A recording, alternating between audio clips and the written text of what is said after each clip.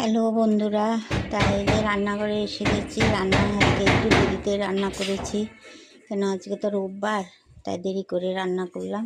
আজকে বেশি কিছু রান্না করলাম না বন্ধুরা।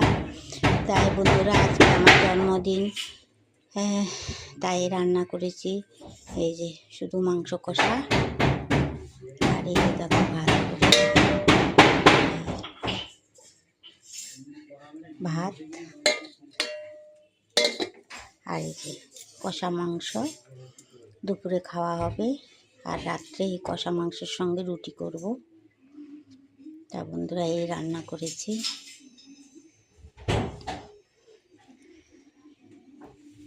দেখো মাংসের কালারটা কত সুন্দর হয়েছে। আমি এই মাংসটা রান্না করেছি তোমার সব কুচানো বাটা মশলা না, সব কুচিয়ে মানে ওই যে তোমার এটা দিয়ে ঘষে সব মশলা দিয়েছি। আর পেঁয়াজটা কুচিয়ে দিয়েছি, রসুনটা থেতো করে দিয়েছি, আদাটা ঘষে দিয়েছি।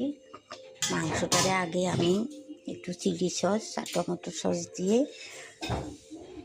একটু নুন তেল দিয়ে সুন্দর করে মেখে রেখে তারপরে করেছি। তা দেখো কালারটা কত সুন্দর হয়েছে।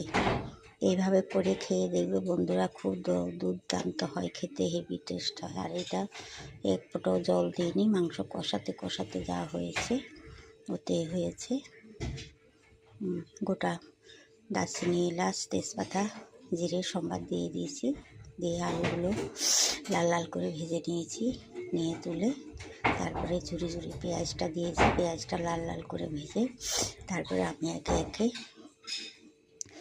আদা রসুন ওগুলো সব দিয়েছি, দিয়ে ওগুলো যে ভাজা হয়েছে তারপরে আমি মাংসটা দিয়েছি। মাংসটা দিয়ে কষে রান্না করেছি।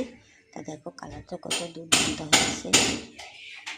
তা বন্ধুরা তোমরা কমেন্ট করে জানাবে আমার মাংস রান্নাটা কেমন হলো, দেখতে কেমন হলো কমেন্ট করবে।